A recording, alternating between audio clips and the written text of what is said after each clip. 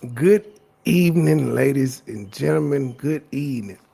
Now, about 30 minutes ago, it had been brought to my attention that the nigga that had testified, the nigga that called himself the Punisher, the male escort, well, he happened to do an interview today with Camron. Now, I'm interested because this is the first person from the trial that's been interviewed. I mean, that's testified at the trial on behalf of the United States government that's actually done an interview. But he also says some things in there that just don't make no sense. Like once Cam and them, well, somebody from the show was Cam and his partner asked him about was he hitting Cassie, Bear, and all of that, and about where he came at and shit. Like, was this did Puff tell him where to ski there? And he was saying how she directed him where to ski there, and it wasn't over with until he skied it wherever she told him inside all of that. But then they asked the nigga how was the pussy, and he was like, I really couldn't get into it. Nigga, you nutted. If you was nutting, I ain't never not been into sex and ain't came. Like that's the sign I ain't into it if I don't nut. You nutted every time for the money. So how in the fuck did you say, how come he wouldn't answer how the pussy was?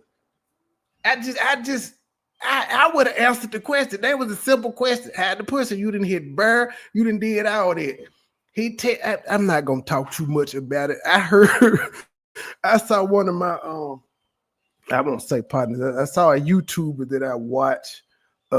He uploaded some clips from the live, and then I just looked it up, and I said, this motherfucker, he did a full, I think it's about 35, 40 minutes maybe.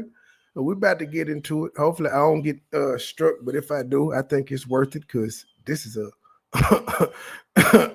this here conversation was lit, apparently. Camron don't give a fuck, and both of them are some Harlem niggas. But all right, without further ado, if it starts fucking up, I'll go to the audio, but hopefully everything works well.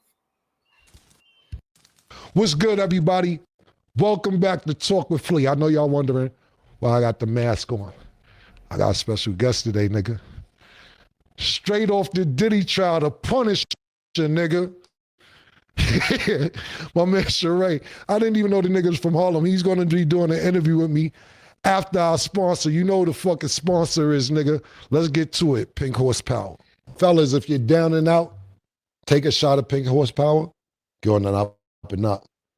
No need for the panicking. Pink Horsepower, leave you stiffer than a mannequin. Make sure you go get yours. Pink-horsepower.net. Now, look, we know a lot of shit been going on with the Diddy trial, man. Baby oil, Astro Glide.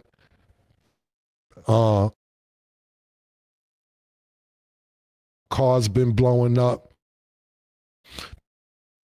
People's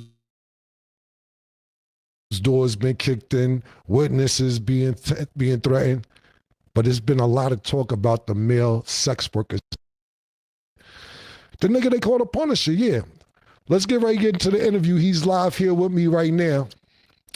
Sheree, a.k.a. the Punisher.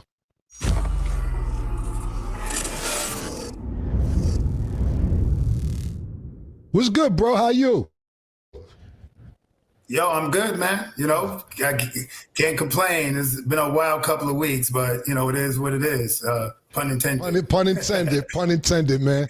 So, look, before we get into any of the other shit. Finally see him, because all we got was artwork from the courthouse. Diddy was hiring an old bald head. This nigga look, well, I guess 10 years ago. Well, he still would have looked old 10 years ago. Shit. He ain't look no damn younger 10 years ago. So this is the Punisher, the one that came in and testified.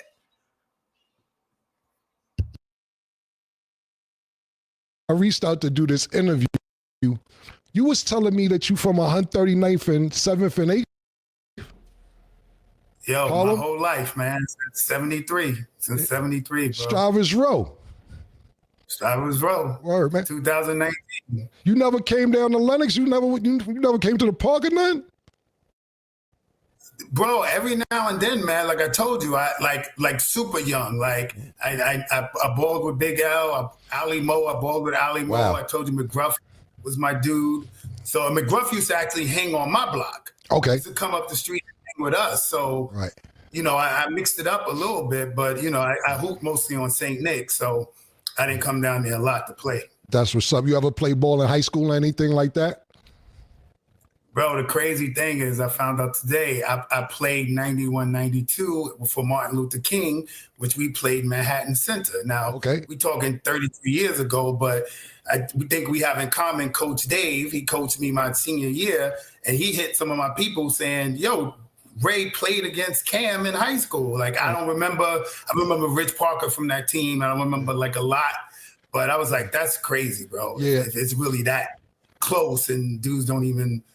Like Harlem is a family, bro. It's a small network, man. Yeah, Coach Dave.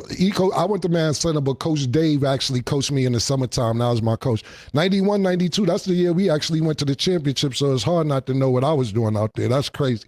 You must not have been playing like that because I killed King that year, man. Elvis, Rico. I was captain. Listen, like I said, it's the memory. You was hooping, you was killing. It's cool. Like, so you play with Rico and them? Of course, Rico Gerard. Yeah. That's my guys, man. Shout out to, I haven't seen them in years, but shout out to Rico and everything. But this is a really small world. I had no idea you right up the block from me, man. It's crazy. It's crazy, man. Yo, so let me ask you, how'd you start with being a male dancer? How did that career become how did that become a choice for a career path for you? Yo, really, man, off of some young man sucker shit, man. I broke up with my girlfriend, and the reason why we broke up was she started working in the strip club, right? So she working in the strip club, came home, like, yo, I'm meeting a bunch of dudes, like, I'm expendable, and that young 21-year-old mind was on some, yo, I show her I'm gonna get on the stripper shit too. Right. And I really went hard to try to get in the business. And actually when I got in it and you see all of the women and you can make some paper if you do it the right way, right, it was like best breakup ever, man. So 30 years long that hustle. That's what's up. So how did the first time Puff and Cassie get in contact with you? Yo, they called up like they was just hiring a regular party. Cassie hit me directly, said her name was Janet, and said it was her birthday. So her husband said she could hire a dancer.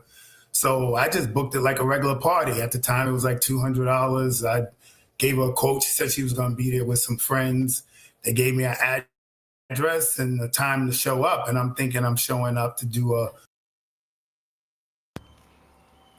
Yet again, it's always Cassie with the hiring. It's Cassie with the hiring. A party, just a regular little striptease for a birthday girl. But like, that's a great answer. How do they find you? Like, is it ads? And so all my marketing and stuff in my business is like SEO, so Google searches. So if you go online and I was like, yo, I think this is Megan Good. But then when I looked on the Google, Megan Good was much thicker. So I couldn't really figure it out. So, and then when she said her husband, when Puff walks out, to finally, do his voyeur thing and see what's going on. So hold on real quick. It didn't start with Puff in the room. Nah, never started with him in the room. Okay. It would only be me and her. And she said at some point, her husband's going to walk in and I'm not supposed to acknowledge him, look at him, act like he's not even in the room. Right. So we'll be like on the couch, let's say on one end of the room. And then like on the far end of the room, it'll be like a table with a chair. And eventually he'll come in the room and like sit in the area, of course, the room. Like watching, and we're supposed to act like he's not there. How often, pardon me, not how often, how long did... Bro, like, I want to say like over a year. Get the fuck out of here. A whole year? Why? So let me...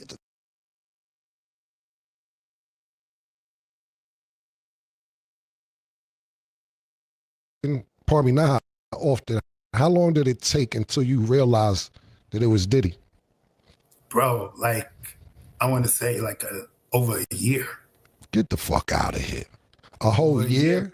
Why? Over a So year. so let me, how long, okay, let's, I want to stick to that for a second, but how long did you know till it was Cassie? So the minute I found out it was Diddy, that's when I knew it was Cassie. So it took a year for you to find out for Cassie as well? Yeah, yo, Okay. I didn't recognize it. Like when I jumped out of it, I did try to do the Google searches. Like I wanted to try to figure out who it was, Right. but I'm Googling a married couple. Right. So every result I'm getting is not leading me to the right places because they're not married. Got you. You know? So then, and I never found out with a visual cue. It was a hotel, the ex's house. And I would get there, let's say 2 a.m, and sometimes nothing would pop off for hours.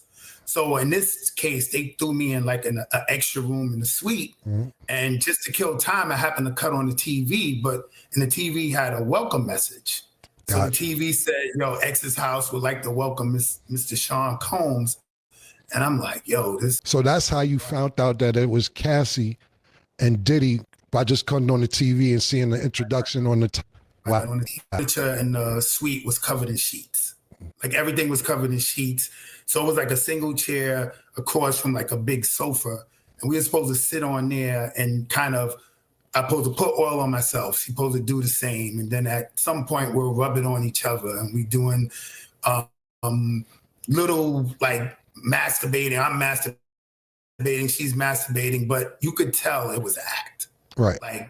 Like we're like in character, like one of them corny Cinemax movies. You know what I'm saying? Like the sex scene in the little Cinemax movies. So we're trying to make it look like the part, and then he would give subtle cues because he's across the room and the room's dark, everything's candle lit. And he'll say like, yo, move a little bit, move the candle, I can't really see, or move the body. And he would never talk to me, not one word to me, only to her. And if it's instructions for me, it goes to her and she tells me. So it was like a real scripted kind of. He was basically orchestrating a sex scene without directly talking to you, but telling her certain things. Exactly. Wow. Crazy.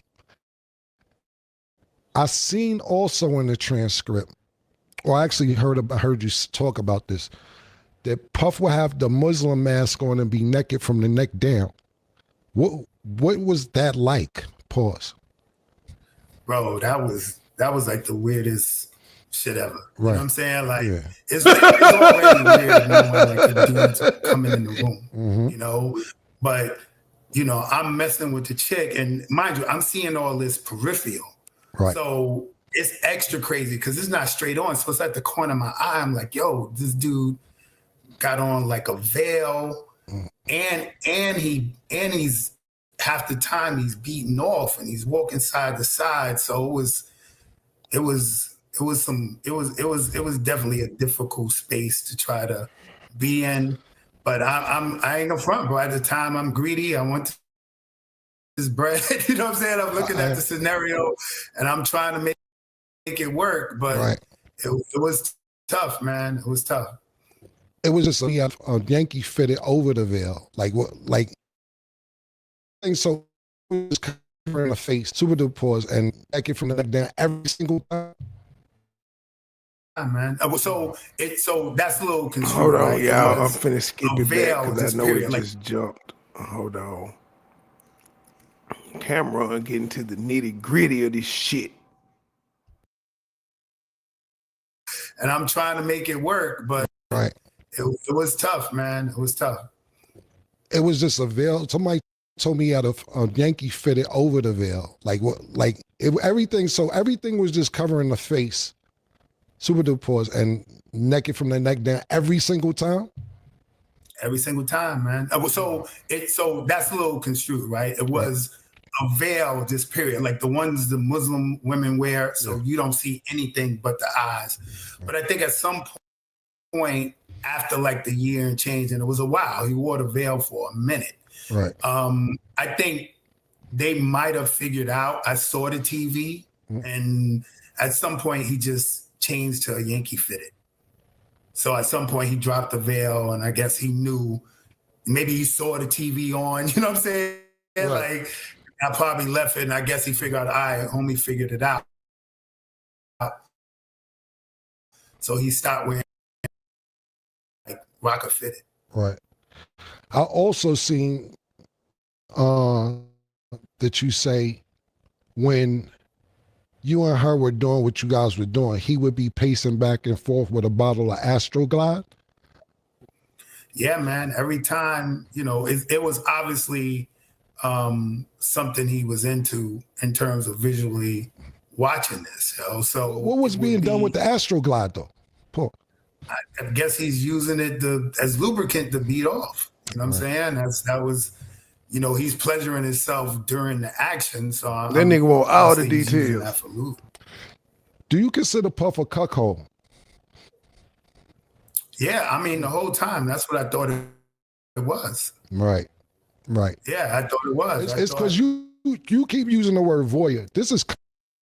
He's definitely a cook. Definitely. That is the definition of being a cook. Watching your gal get fucked by somebody else. That's literally cook holding. Now he ain't participating because they ain't have no threesomes. He was just watching her get fucked.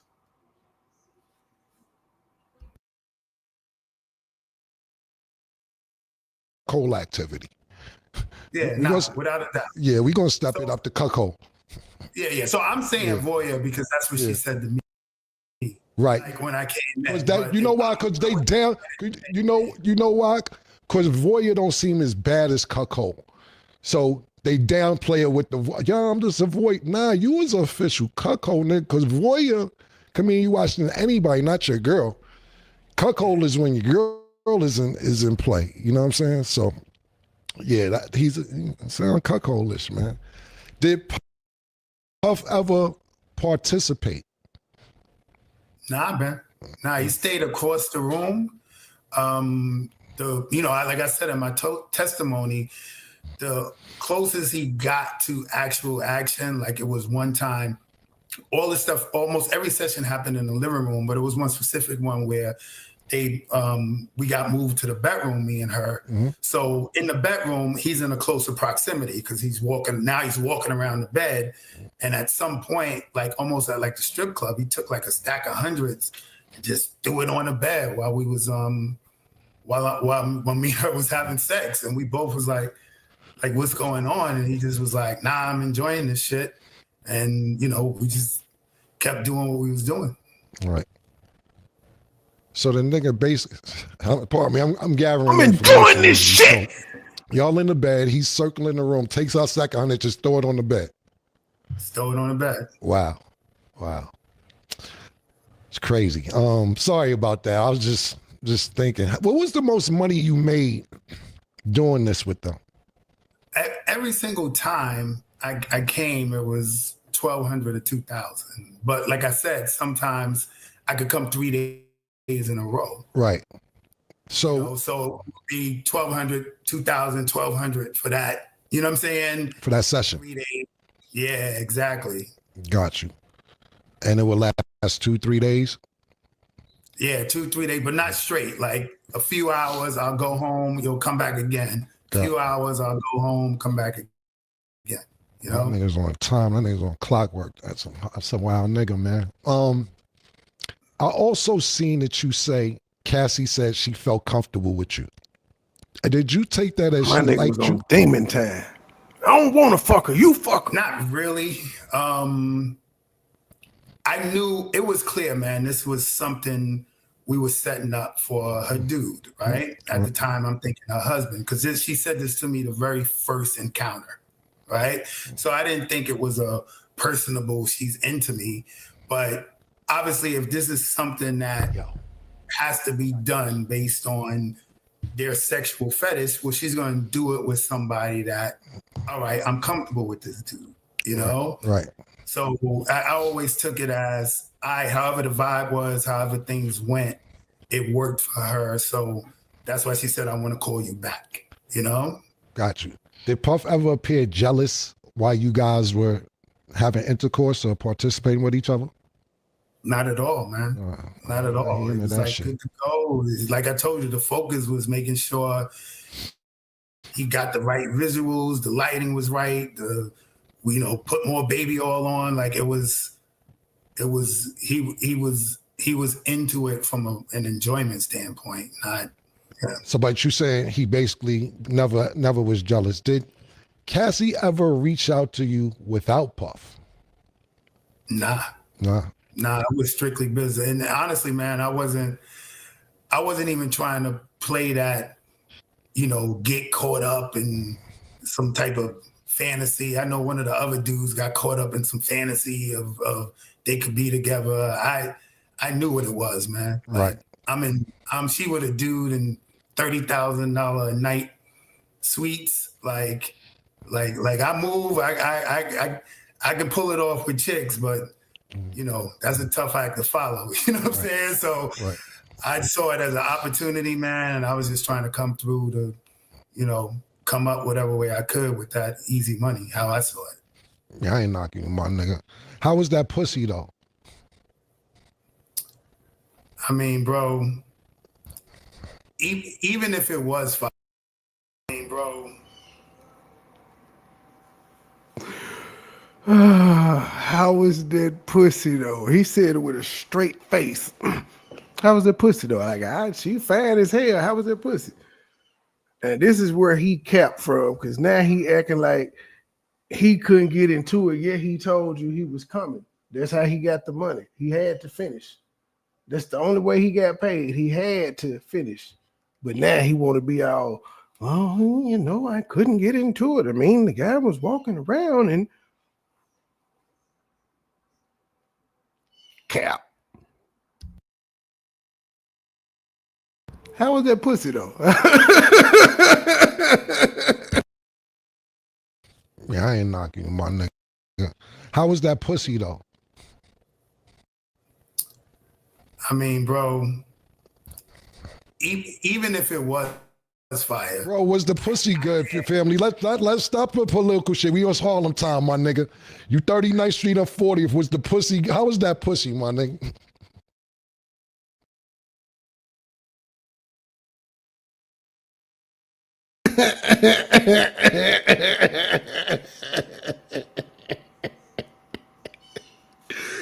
Could you get any more direct than that? And if the shit was good, he would have said it, man. He would have said it, man. It had been 50 niggas came out here and said Superhead got some fat head. They didn't mind saying it publicly. They were like, hell yeah. This nigga here, he ain't even want to do Cassie like shit. He didn't want to do it like that. Like, it was average. Yeah. Cam like, no, nigga, like, hell no, G. Man to man, nigga, we in the locker room. Like, nigga, what's up? I just want to know, G. Be real. Be real. Tell me what you told your homeboys after you found out it was her you had been fucking for a year. What you tell your homeboys?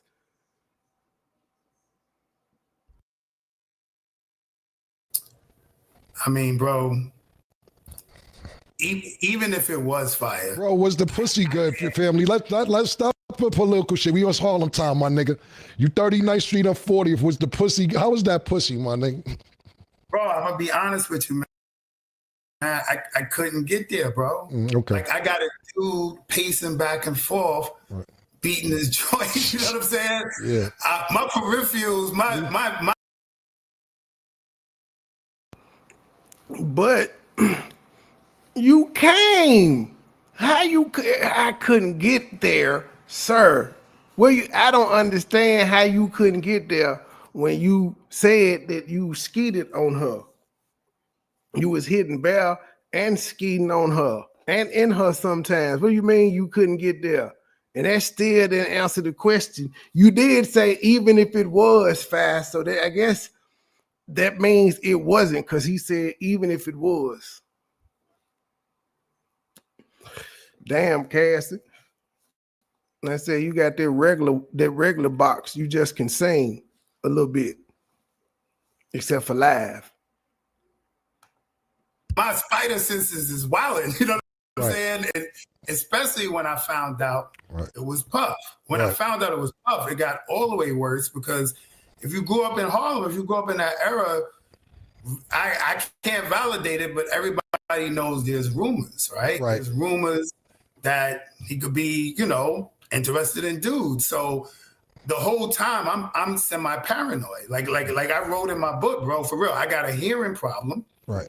And sometimes when he would give her directions, I would hear like something completely different. Like he'll say, yo, I like the position you in. And I'm like, yo, did he just say I wish I could penetrate him? Like, I'm hearing, you know what I'm saying? Like, I'm hearing, like, yo, hold up. Wait, hearing problem mean your ass. This nigga just, so you making up shit. So basically, you never could get comfortable because, so let's just be clear and get the elephant out the room for the audience. You're not gay, you're saying? Absolutely not. Bro. Right. So therefore, you're saying that already, just to put everything into perspective, that you're there for this chicken to get this money. You don't know it's Puff this whole time. So you already thinking like, okay, this nigga's being weird, whoever it is, and I got to keep an eye out for him because we don't know what type, in case he want to, if he get mad, if he want to join, I'm not with none of that. I'm here to bone your bitch like you paid me to do and stay the fuck out of it. But what you're saying is the paranoia intensified once you found out it was Puff and you like, oh, hold on, now this shit done got to 10 because not only am I fucking this nigga girl, but it's Puff. So now you saying you hearing shit that you wasn't hearing, and now you can't really enjoy the pussy like you want to enjoy it. Is that what you're saying? Absolutely, man. Absolutely. Like I'm not intimately connected, yo. You know what I'm saying? Like I don't think I got a real erection the entire time. Right. Like I was loading up on any pill, any thing that I could take just to get there because I could not connect. Yeah, you know what I'm saying? It was too paranoid, it was official paranoid, bro. Like, because I'm not used to being in that situation. And then it's like homie got on the veil and he butt naked. And then like I said, I find out it's Puff and then it's the rumors. So real talk, I'm like, yo, I don't want this to go left. Right. So, well, listen, man. We're going to get you some pink horsepower because it don't matter what the situation is. That joint work. We're going to, you from the block, we'll send you a case up there. Nah, you already, nigga, that ain't about nothing. Did you go raw ever? Yo, bro, yeah, for real, bro. That same day when he threw the stack of hundreds, right? Like we were on the bed and I started out, I'm eating a box, right? And after you would tell it was like some excitement, some connection. So when I pop up, she's scooting towards me for the penetration, and she kind of looked at him, and he was like, "Yo, go ahead, have a good time." And I was wild reckless. I just it was what it was. So it's only one time you went raw. You repeatedly went. That was, let's say that was the fourth time, and then it was every time. You was wild reckless. You went in that thing raw, but you ain't had no type of connection. No type of connection. See, he lying. He lying. Because that was your answer for how was the pussy. But you explaining how you ate the jank, and you said there was a connection between both of y'all. And she scooted up ready for the dick and paused, and Puff said, "Fuck up! You getting some dick tonight?" And this nigga said he was only hard because of the pills. He ain't getting no natural erection. Boy, stop.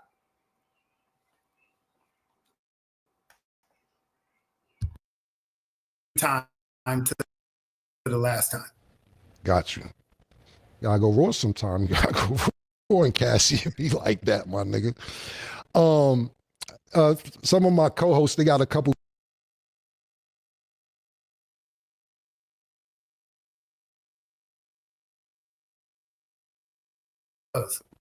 So it's only one time you went raw. You repeatedly went raw. That was, let's say that was the 4th time, and then it was every time to the last time. Got you. Gotta go raw sometime. You gotta go raw and Cassie. It be like that, my nigga. Some of my co-hosts, they got a couple questions for you, but I got one more question before they ask you a couple questions. We hear about 50's baby mom, Daphne, being involved in some of these things. Did you ever fuck Daphne? He didn't buy the cat. He got paid to fuck the cat. He was the prostitute. So yeah, he was the prostitute. She was fucking the male prostitute raw. Yeah. That's how that happened. She ordered the dick, Puff paid for the penis, and she fucked the penis raw.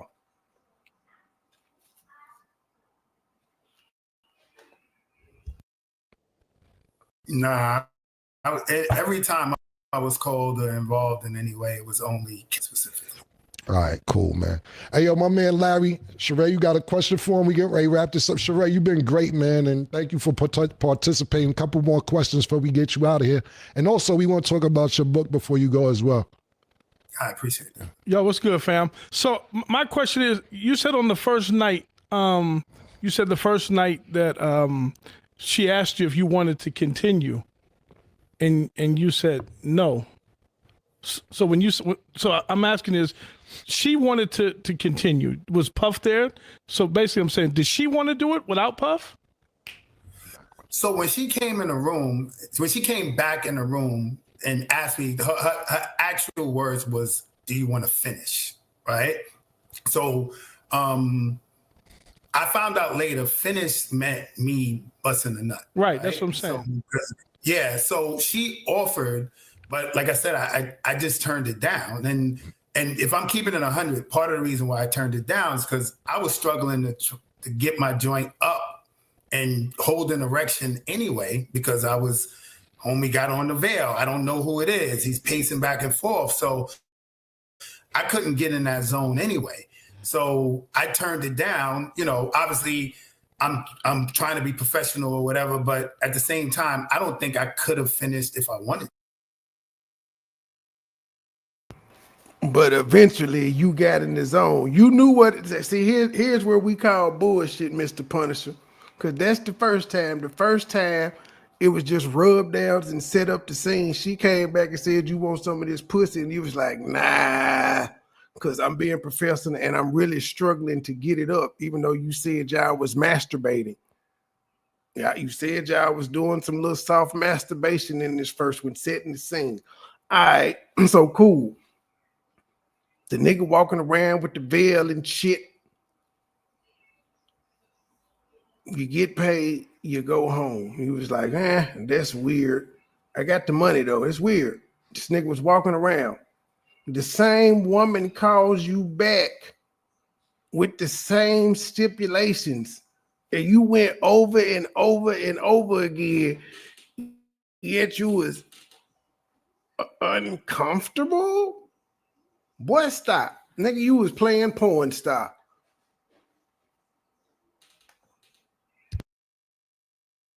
But he wasn't in the room with you anymore.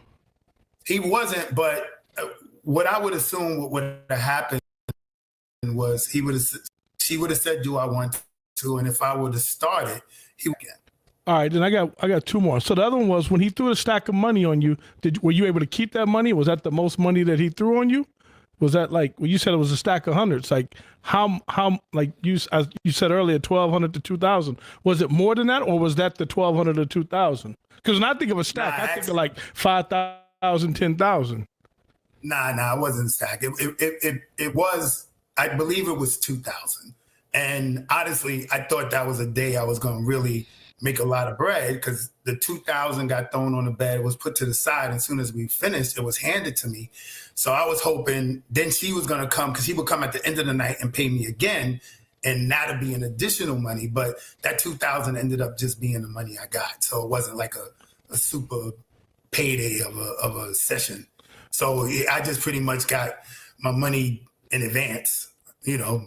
I got you. My last question is, when all this kind of came about, you know, there's this history now of Puff being really violent. Were you scared to testify? Are you scared of retribution? Are you like was that an issue for you to go testify? Yeah, I mean, it's something you have to consider, right? But look, what I understand is the details of what went on. Obviously, they're going to be embarrassing. You know what I'm saying? In terms of what happened in those encounters, and you know, I got to testify to what happened. But the truth of the matter is, I don't feel like I was biased or let's say, threw him under the bus, right? You know, none of my testimony is saying she was abused, like, you know, there was aggression, there was, it was not consented. You know what I'm saying? She was under the influence of the drugs, because that's just not true, right? Like, everything seemed in the right mind. Everybody seemed cool. All my communications and everything with her was on point. So honestly, I thought me testifying my actual facts actually probably benefited to the defense. To this day, I'm still not exactly sure why the prosecution wanted me to testify. So I felt like as long as I go up there and say exactly what happened, again, there's going to be an embarrassing element to it. But I don't think I don't think my testimony seemed biased, as if I was trying to do anything other than telling the truth. You know what I'm saying? Not like framing things, you know what I'm saying, to go out of my way to put them in a bad light or put anybody in a light other than what the facts were. Cool. And my other co-host, PT, got a couple questions? Yeah, what's going on, family? The question I wanted to ask you was, when she first told you, when your first encounter, when she hit you and she told you it was for her husband, as you progressed and kept going with her after these dates, at any point did you think she enjoyed it as well as Puff or more than Puff? So there was only one time where I can, you know, I testified it to it also, where it was clear to me that I thought she enjoyed it. Like, and that was the first time we were at Raw and he threw the money and stuff like that. Cause you know, you obviously, we fellas, we mess with chicks, you know the mannerisms when it's a connection and when it's not, right? So, but I could say that's the only time it was overtly, I thought, and this is my perspective, that she was enjoying it. The other times, it was clear it was acting. We were putting on a show. Not that she was against it, but, you know, I'm not going to, like, go on no ego trip like, oh, she was loving it, she was loving me. You know what I'm saying? I didn't get those vibes. We were putting on a show. All right, second question. When he gave y'all the permission to go Raw the first time, right? Because you said it continued after that. Once you started going Raw repetitively, did he give you instructions where you had to nut at or you came in her? Yeah, so I didn't get the instructions from him, but okay, it was instructions from her, like, specifically. Every time I nutted, I had to nut in or around the outside of her box. Like, so on her clit, on the lips. So you nutted, but when my nigga asked you earlier how the pussy was, you said you couldn't get into it, but you was nutting every time for about 3 years, 2 to 3 years, just freaking off. All right, then. Yeah. So I didn't get the instructions from him, but okay, it was instructions from her, like, specifically. Every time I nutted, I had to nut in or around the outside of her box. Like, so on her clit, on the lips, everything, and to that degree on the outside of her vagina. And that was clockwork. It had to be done like that every single time. And actually, it was kind of mandatory. Like the session could not be over unless I nutted, and I had to nut on the outside of her vagina. Like, you couldn't leave until that happened? Yeah, that was like mandatory. You know? It was like, So Like that gotta happen for the session to be over. and those instructions that she gave you, they came from him or they was from both of them or just her? I mean, like I said, I only ever spoke to her, so the instructions came from her. Okay. Good. Y'all good? Yo, Ray, man. So before we get you out of here, tell us a little bit about your book. Yeah, so my book came up in the trial because I talked about this story, the situation in there graphically. I didn't name no names. My book was actually written before it, but it's called In Search of Freezer Meat. I picked that name because I was in the Caribbean with a chick, and we was messing around in the water, and I got brick, and she reached down and touched my joint and said, "Yo, it's hard as freezer meat." So I kind of stuck with it. And it's about, as we get older, like hooking guys up with the pink horsepower, and it's inevitable, right? As we get older, we start getting erection issues. So me being a stripper, being in this sexual light, and then getting erection issues. Speak for yourself. That was like demoralizing for me, bro. You know what I'm saying? Like my whole flow was my sexuality. So I went on this quest to correct it. And the correction ended up being a penile implant, which is the best decision I ever made in my life. It sounds wild, but I'm telling you, if your joint ever completely stopped working, you'll consider it. You know what I'm saying? So I kind of wrote a book to tell dudes that hit the end of that road, there's options. Most erectile dysfunction is mental. It's not even nothing wrong with you physically. And I basically wrote a book for dudes that are suffering or start to suffer. And it's a self-help book. Kind of gives you information based on funny stories. It's not like medical jargon. It's real funny, entertaining stories that give you solutions and remedies and what to do and what not to do to kind of get back on point. And, it came up in the trial, so it's being clowned. Like I wrote it to be humorous, but it's real serious, useful information on there. People buying it. I hit like a #1 bestseller on Amazon. People writing me. I got dudes DMing me because nobody wants to talk about it, right? Mm-hmm. Everybody taking a pill, everybody using some sort of enhancer, but nobody got a problem. So we know that's not the case. And I just decided, I kind of put myself on blast, put it out there, but in a solid one at all. It was super unreliable, and that's emasculating to the next level. Absolutely. Let me ask you this: since all this been going on, has the price went up? Has niggas been hitting you? Is it like niggas? Are you in demand right now? Like, yo, dude, as crazy as it sounds, man. Like my DM is filled up with dudes like, yo, my wife, can I hire you? Like it's for real. But my man, I ain't answering none of the messages, man. I just was investigated by the feds. Like I'm good. I'm retired. I don't want no smoke, no problems. I ain't trying to get set up. I ain't trying to, dude. I'm good. Nah, that's what's up. Yo, Ray, I really, really appreciate you coming on the show, man. Like whatever you still got, your book, everything you got going on, keep pushing. Don't let this minor setback fuck up what you got going on for the future, and I wish you nothing but the best of luck from another Harlem nigga, my nigga. Man, I appreciate that, bro. Thanks for the opportunity. Nah, anytime, man. Good luck to you, and keep killing these bitches, nigga. Man, appreciate you. I love bro. Yo, P, like, we gotta give the nigga credit for coming up here. A lot of niggas wouldn't even came up here, man. Pause. It's dangerous up here. Pause. It's not, because this is not a safe place. It's a fact. This is not a safe place, man. When we come back, we got my man Sin City on the line.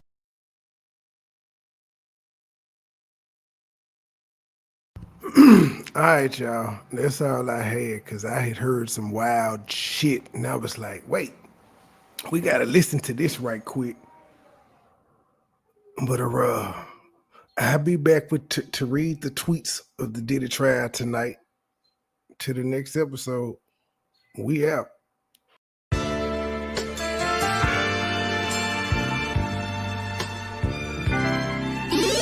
Never been a hoe, I stay on go, so what the business? Nigga talking reckless, shoot this bitch ass with the quickness. Now he bleeding, sorry, begging, asking for forgiveness. Bow, bow, bow, bow, bow, Limp Bizkit. All my niggas wildin', they done labeled us a misfit. Wake up every morning, 2 or 3, 5 in the thick bitch. Oh shit, didn't nobody come to see you old. It's some focus. Shoot 100 shots, no reloaded. Master of the game, you would think I'm into coding. Memphis niggas spit this pimpin', mackin' like I'm golden. Ho, with my money, you gon' turn me to the old me.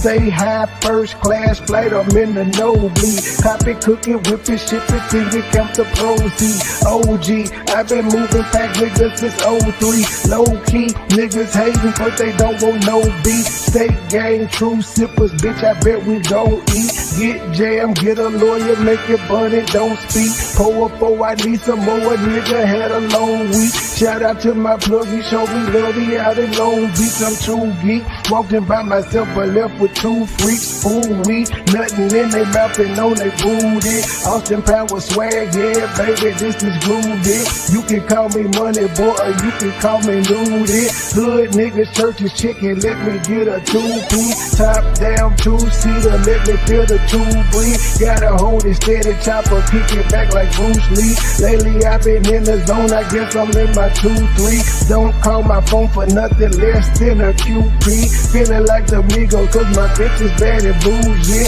All my haters love me, all these bitches just some groupies. Came a long way, I like to introduce the new me. Standing on business like I'm king or like I'm Drewski. Call me Ron Island cause I like my love for choosy. When we link it's a movie, she bustin' like a Uzi. I love the way she do me, I beat it up like Uzi. She dancing just like Suki. Call me Ron Island cause I love my love for choosy. When we link it's a movie, she bustin' like a Uzi. I love the way she do me, I beat it up like Uzi. She dancing just like Suki. I never been a hoe, I stay on go, so what the business? Niggas talking reckless, shoot his bitch ass with the quickness. Name pleading, sorry, baby, asking for forgiveness. Bow, bow, bow, bow, bow, Limp Bizkit. Never been a hoe, I stay on go, so what the business? Nigga talking reckless, shoot his bitch ass with the quickness. Name pleading, sorry, baby, asking for forgiveness. Bow, bow, bow, bow, bow, Limp Bizkit.